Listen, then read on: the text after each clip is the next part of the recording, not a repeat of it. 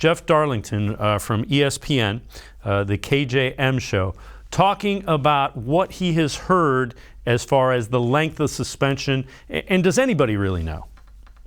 To me, it's tough to put a finger on it at this point, only because throughout this process for the past several months, we've heard so many different things. I mean, at one point, a couple months ago, it was, the talk around the league was it's expected to be a light suspension. And then that obviously has also shifted toward feeling like it could be heavier. Look, I think it's very tough to tell, only because behind the scenes, the legal process of this has been so fluid.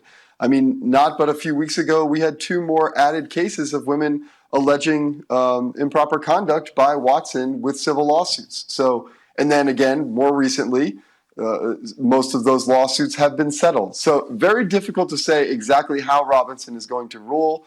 Certainly, a year suspension should not be treated as something unlikely. Then again, it's quite honestly, Keyshawn, it's just tough to guess. And again, nobody knows. The other thing, Tim, that I would say is adding the Texans into these also affects it. Texans are part of the NFL. So that will factor into what Sue L. Robinson looks at.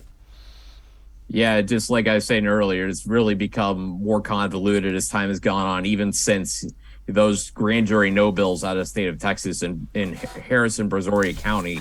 Since those passed, it seems like it's only gotten muddier. And, with just those talks, Albert Breer was referencing about the settlement breaking down.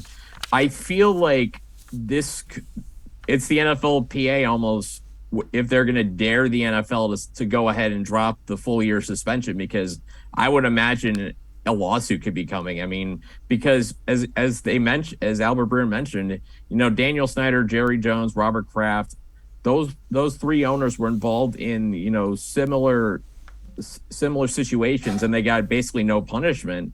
And according to the code of conduct in the NFL, the owners are held up to an extremely high standard, about as much as the players are. So you kind of get into double standard territory. Well, why do these guys get a free pass and Deshaun Watson gets a year suspension or whatever? It could get very messy if they don't agree to something and come up with some middle ground there. Because the last thing I think the NFL wants, considering all this Deshaun Watson stuff, considering what's happened in Congress, the last thing anybody wants is for this to go back into court and for this to drag out no longer. And the more I've thought about this, I know a year suspension sounds bad for the Browns, but if it's one of those suspensions where the contract tolls over into next season and then you still have the full 5 years, maybe that's not as much as you kind of would be throwing away the 2022 season. It wouldn't be the worst thing. I think the worst thing would be if it was like a 12, 13 game suspension, whereas you would kind of render this season inconsequential for the Browns, where Jacoby Brissett or somebody else would be playing a majority of the games,